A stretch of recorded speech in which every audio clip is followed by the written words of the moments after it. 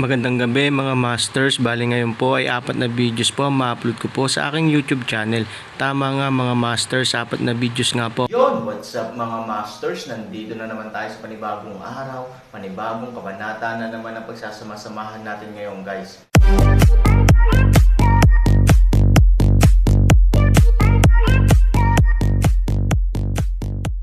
Bali mga masters, kung bago ka pa lang po sa aking YouTube channel, please click the subscribe button, lalong-lalo na po yung notification bell guys, para maging connected pa rin tayo sa isa't isa at maging updated kayo sa mga susunod ko pang video. Bali mga masters, bago natin umpisahan ng kwento ay mag-shoutout po muna tayo para sa mga solid nating tagapakinig. Shoutout kay Raymart Abidgar. Shoutout kay Danny Sipuesca. At shoutout kay Edgar Bustillo. Shoutout kay Eric Francisco. At shoutout kay Jimbo 8 Pan TV. Shoutout kay Robert Tolentino. At shoutout kay Teo Pisto. Shoutout kay Raymart Abidgar. Ouch.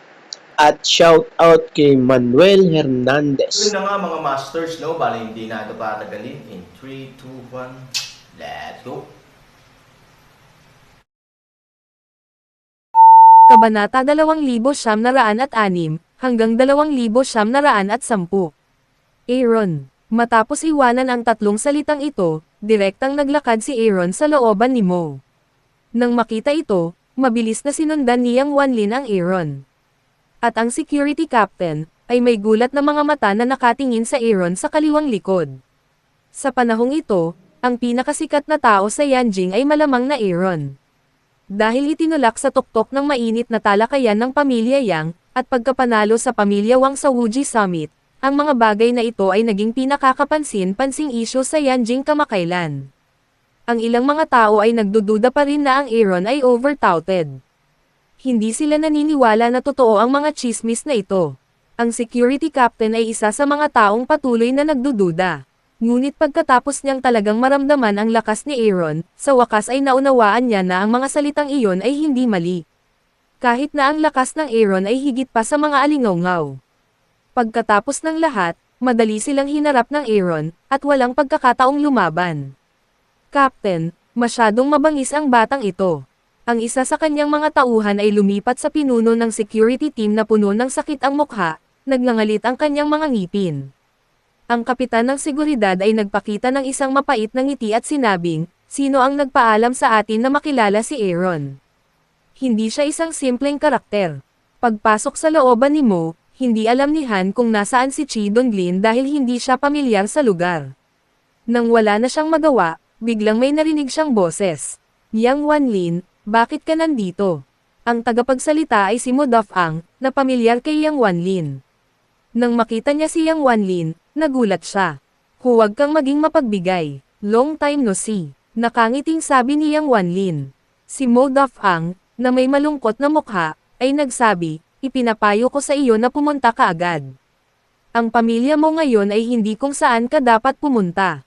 Tiningnan ni Yang Wanlin si Mo Dafang at sinabing, hinahanap ko ang aking mga kaibigan. Nasaan sila? Yang Wanlin, nababaliw ka na ba? Paano magkakaroon ng mga kaibigan ang pamilya mo? Parang tulala ang tingin ni Mo Dafang kay Yang Wanlin. Chi Donglin, sinabi ni Aaron sa oras na ito. Chi Donglin, hindi ba iyan ang pamilya ng tatlo na nagkagulo ngayon? At dapat kalahating patay na si Chi Donglin ngayon. Nandito ba si Yang Wanlin para kunin ang bangkay? Yang Wanlin, sino ang batang ito? Tanong ni Mo Dafang. Wala kang pakialam kung sino siya, kung nasaan si Chi Donglin, sabi ni Yang Wanlin. Isang malamig na ngiti ang ibinigay ni Mo Dafang. Kung tungkol sa pamilya Chi, determinado si Mr. Mo. Bagamat hindi niya naiintindihan ang nangyayari, hindi niya kailangang isipin ang katapusan ng Chi Donglin. Siguradong malungkot siya, at hindi tiyak kung makakalabas ba siya ng buhay sa pamilya mo ngayon. Yang Wanlin, makinig ka sa payo ko, saan ka nanggaling at saan ka pupunta. Hindi ka karapat-dapat na pamahalaan ang bagay na ito. At saka, ang aking matanda ay hindi maganda ang kalooban kamakailan, at hindi madali para sa sino mang pumunta, sabi ni Mo Dafang. kumunat ang noo ni Han Sanchen. Iyon ang inaalala niya. Dahil sinira ng kanyang hitsura ang balanse ng tatlong pamilya, tiyak na magaganap ang ilang pagbabago sa kasaysayan. Minsan ay nagkaroon ng pagkakataon si Chi Donglin na pumunta sa ibang bansa at makabalik, ngunit sa pagkakataong ito, hindi sigurado kung magiging napakaswerte niya. Tatanungin ulit kita, nasaan si Chi Donglin? Malamig na sabi ni Aaron. Hoy, ikaw maliit na bata, sino ang gusto mong kausapin? Hindi natapos ang mga salita ni Mo Dofang, biglang naramdaman sa harap ng isang iglap, ang Aaron ay nakatayo sa harap niya. Ito ay maaaring takutin Mo Dofang hindi magaan, ang buong katawan ay nanginginig, tuwid pabalik 2 hakbang. Trough, what the hell? Walang malay na sabi ni Mo Dofang. Iniunat ni Aaron ang kanyang kanang kamay, hinawakan ng mahigpit ang kwelyo ni Mo Dofang, at nagpatuloy, sabihin mo sa akin kung nasaan si Chi Dongle. Sa oras na ito, hindi napagtanto ni Mo Dofang ang kahulugan ng krisis, at sinabi kay Yang Wanlin, sino ang lalaking ito? Naglakas loob siyang manggulo sa teritoryo ng pamilya ko. Gusto mo bang mamatay? Kung sasabihin ito sa iba, tiyak na magiging kapaki-pakinabang at puno ng deterrent power. Ngunit umiling si Yang Wanlin, dahil alam niyang hindi papansinin ng Aaron ang gayong banta. Mas mabuting sabihin mo sa kanya para hindi mahirapan ang sirang karne, magiliw na sabi ni Yang Wanlin. Put your mother's bullshit. I don't believe what he can do with me, munting bata lang.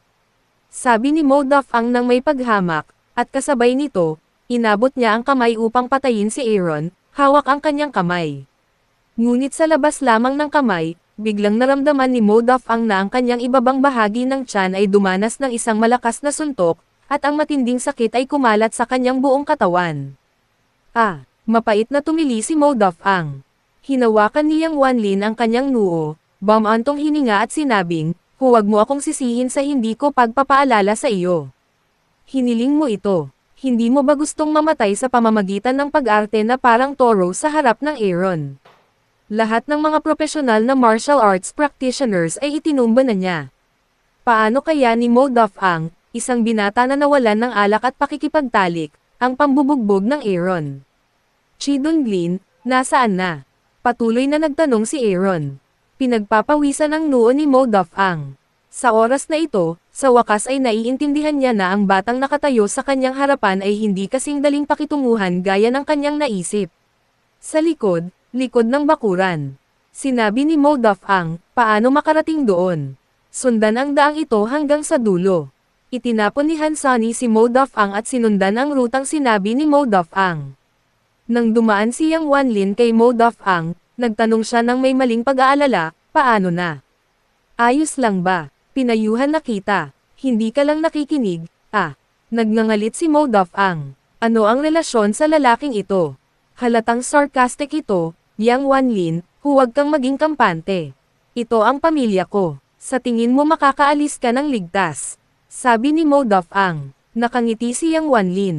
Kung siya ay nag-iisa, hindi siya makakaalis ng hindi nasaktan, at kung siya ay nag-iisa, hindi siya makakapunta sa bahay ni Mo.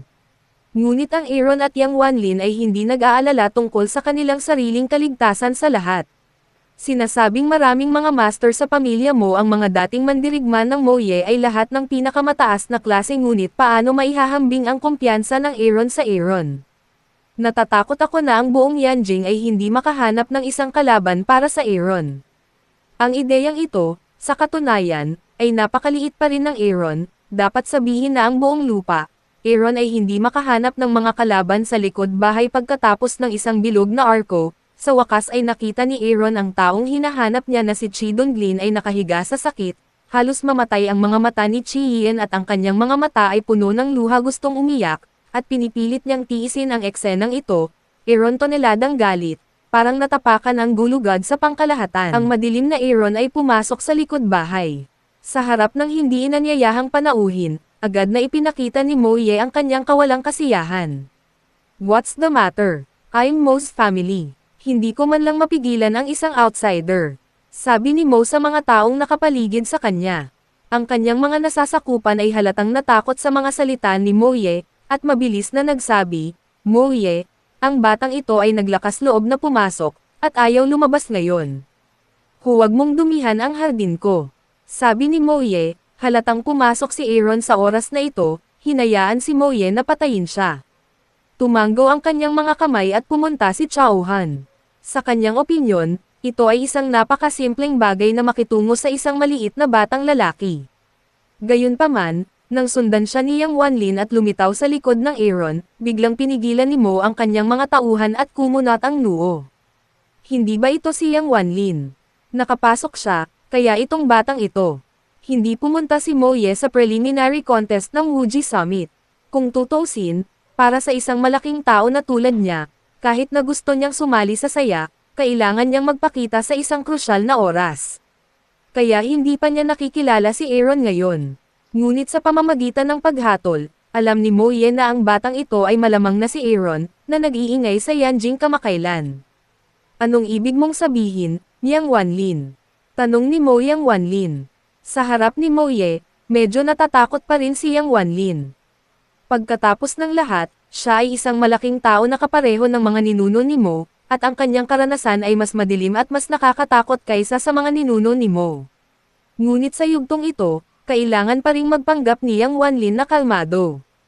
Ayaw niyang ituring siyang talunan ni Moye. Moye, I'm really sorry. As a friend, wala akong masyadong alam sa mundo, kaya nakipag-break ako ng diretsyo.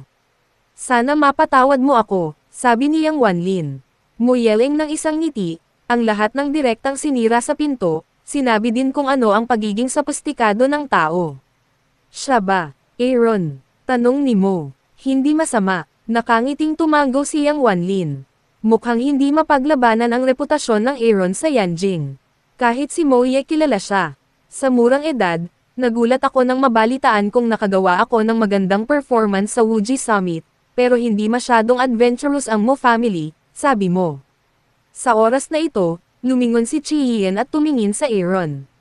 Sa Wuji Summit, nakita niya ang pagganap ni Aaron sa Challenge Arena, at labis siyang humanga sa Aaron, ngunit hindi niya lubos na naiintindihan kung bakit Aaron lilito sa oras na ito. Kasabay nito, tinitingnan din ni Aaron si Chi-hien. Dapat sabihin na si Chi-hien ay may ugali ng kagandahan noong siya ay bata pa. Bagamat ang kanyang kinang ay natatakpan ng kanyang salamin, hindi ito makakaapekto sa kanya sa mata ni Aaron. Malinaw pa ring naaalala ni Han Sanchen ang pagkabigla nang makita niyang tinanggal ni Chi-hien ang kanyang salamin sa unang pagkakataon. Dalawang ganap na magkaibang tao ang nagbigay ng ganap na magkaibang visual na epekto. Sino ang nakalaban niya? Aaron points kay Chi Dong-glin sa lupa at nagtanong. Isang malamig na ngiti ang ibinigay ni Moye. Pupunta ba ang lalaking ito para kay Chi Dong-glin? Hindi siya kwalipikadong pamahalaan ang usaping ito. Anong kailangan mo sa akin? Sabi ng mga tauhan ni Moye. Aaron mata isang malamig, liwanag sinabi, alam kung anong uri ng presyo ang gusto mong bayaran para dito. Nakita ng kanyang mga subordinate si Aaron na naglalakad palapit sa kanya na may mapang asar na ngiti sa kanyang mukha. Bagamat nabalitang napakabangis ng Aaron, hindi talaga siya lumaban. Hindi niya aaminin na ang isang batang lalaki ay talagang may ganoong kalakas na kakayahan. Bakit hindi ka nagpapakita sa akin?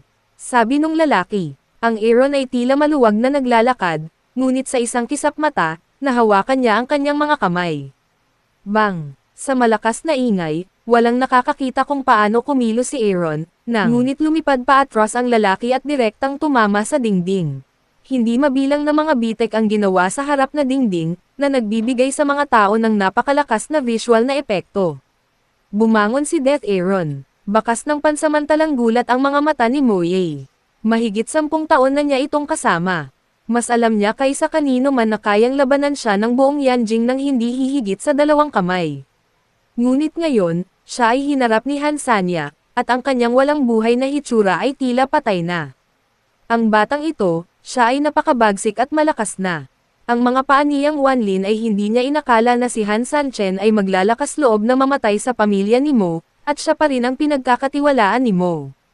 Ito ba ay direktang deklarasyon ng digmaan laban sa pamilya ni Mo? Gayunpaman, alam niya na si Aaron ay talagang nagalit kay Moye. Sino pa ang tanong ni Han 3,000 kay Moye? Alam niyang hindi madali para sa pamilya ni Mo na makahanap ng taong haharap sa kanya. Ay walang mga eksperto sa martial arts sa paligid niya. hindi ito ang pinakamahusay na pagpipilian upang labanan ang Aaron. Aaron, alam mo bang kaya kung maglaro ng Dead Hands every minute? Nagbanta si Moye, kung talagang gusto mong gawin iyon, lubos akong magpapasalamat. Nakangiting sabi ni Aaron. Naaninag lang ni Moye na si Han Sunny ay tinawag na basura ng pamilyang Han, at base sa kanyang kasalukuyang momentum, tila humiwalay na siya sa pamilya Han at pinagbantaan siya kasama ang pamilyang Han, hindi ba biro, ano ang gusto mong gawin? Tanong ni Moye, sa kaso ng hindi pagiging matigas, maaari lamang tayong maghanap ng paraan ng negosasyon. Siyempre, hindi ito nangangahulugan na talagang nakompromiso si Moye. Sa karakter niya, siguradong hihingi siya ng tulong kay Aaron pagkatapos, kaibigan ko siya. Ibabalik ng pamilya mo ang lahat ng kinuha nila sa kanya. Tumingin si Aaron kay Chi Donglin at sinabing. Isang malamig na ngiti ang binigay ni Moye. Ginagamit niya ang plano ng pamilya Chi hindi lamang para alisin ang laman ng ari-arian ng pamilya Chi, kundi para makontrol din ang pulso ng ekonomiya ng lungsod kung saan matatagpuan ang pamilya Chi. Ngayon, ang plano ay naging matagumpay, at ang pamilya mo ay gumastos ng maraming mga tao at pinansyal na mapagkukunan. Paano masasabing posible pa rin ang mga tsismis sa labas, ang pamilyang mo ay pinupuntirya lamang dahil sa mga kababaihan isang biro. Napakaraming babae sa mundo, sa mga mata ng mga negosyante, ang mga interes lamang ang gugugol para makakuha ng isang babae. Masyadong simple si Mo Yanxiang, sabi ni Mo, ito ba? Hayaan akong makita kung gaano kakomplikado sa pamamagitan nito. Ang Aaron ay napupunta sa Mo Yanxiang. Si Mo Yanxiang ay nagmamadali. Si Yang Wanlin ay naguguluhan din. Kung sakaling mapatay ng Aaron si Mo Yanxiang, magiging malaking deal ito. Yun na nga mga masters, no? Bali panibagong kabanata na naman yung natapos natin ngayong gabi. Muli, maraming salamat po talaga sa walang sawang suporta po sa aking YouTube channel na talagang inaabangan nyo po ang bawat upload ko po. Bali mga masters, magkita-kita ulit po tayo bukas ng gabi at ngayon po ay magpapaalam po muna tayo. Bali mga masters, bye-bye!